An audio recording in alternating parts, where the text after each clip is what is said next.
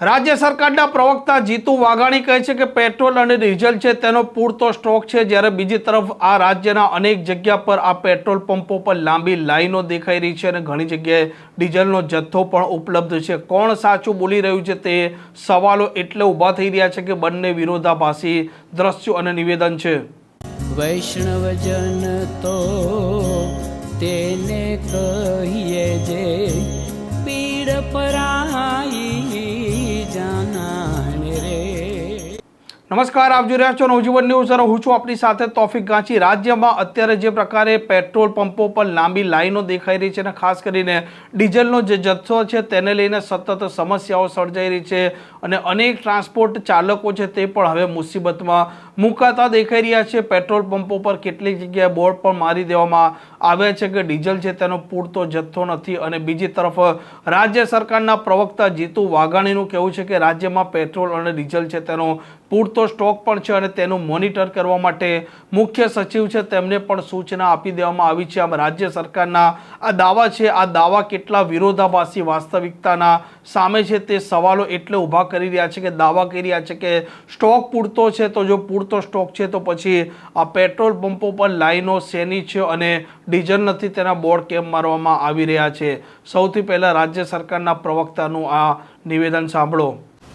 Petrol ડીઝલની પણ ચર્ચા થઈ છે, ચીફ સેક્રેટરીએ પણ એમાં એના ઇનપુટ આપ્યા છે, એનું મોનિટરિંગ પણ થઈ રહ્યું છે। જ્યાં જ્યાં મુશ્કેલીને સમસ્યા જણાય ત્યાં તુરત જ પેટ્રોલ ડીઝલ પહોંચાડવાની વ્યવસ્થાઓ પણ કરી છે। કેટલીક ફરિયાદો અને કેટલીક બાબતો મળી છે ત્યારે એનું પણ મોનિટરિંગ કરીને લોકોને તકલીફ ન પડે એના માટે માનનીય મુખ્યમંત્રીશ્રીએ ચીફ સેક્રેટરીને આદેશ કર્યો છે અને એ પ્રમાણેની વ્યવસ્થાઓ લોકોને મુશ્કેલી ન પડે પણ લોકો અકળાયા વગર જેટલી જરૂરિયાત છે એટલો ઉપયોગ કરીએ, સંગ્રહખોરી ન થાય, ચિંતા કરવાની આવશ્યકતા નથી। કેન્દ્રની સરકાર અને રાજ્યની સરકાર એ આપણા સૌ માટે કામ કરી રહી છે, પણ એક સાથે ડિમાન્ડ વધે, એક સાથે લેવા નીકળે ત્યારે પ્રશ્ન એ ચોક્કસ થતો હોય છે। કેટલીક ખાનગી કંપનીઓ ભાવ પણ વધારે છે ત્યારે સ્વાભાવિક છે કે 30 થી 35% એ ડિમાન્ડ એ રાજ્યમાં એ આપણા પંપો ઉપર આવી છે।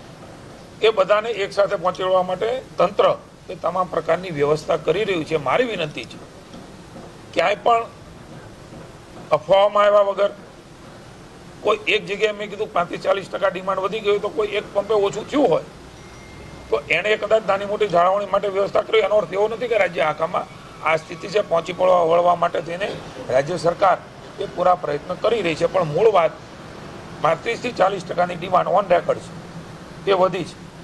કેટલાક પેટ્રોલ પંપ ખાનગી છે, એમના ભાવ વધારાના કારણે અને જરૂરિયાત કદાચ વધારે લઈ જવાના કારણે પણ આ પ્રશ્ન ઊભા થયા છે।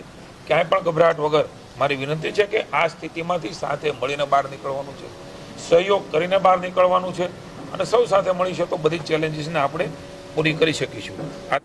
આમ રાજ્ય સરકારના દાવા છે તે હકીકતથી વિરોધાભાસી એટલે દેખાઈ રહ્યા છે કે ડીઝલનો પૂરતો સ્ટોક ઘણા પેટ્રોલ પંપો પર નથી, ઘણી જગ્યાએ લાંબી લાઈનો લાગી છે અને અનેક એવા જિલ્લા છે ત્યાં પણ સમસ્યાઓ સર્જાતી દેખાઈ રહી છે। આ પ્રકારના સમાચાર માટે નવજીવન ન્યૂઝના ચેનલ સાથે જોડાયેલા રહો। નમસ્કાર।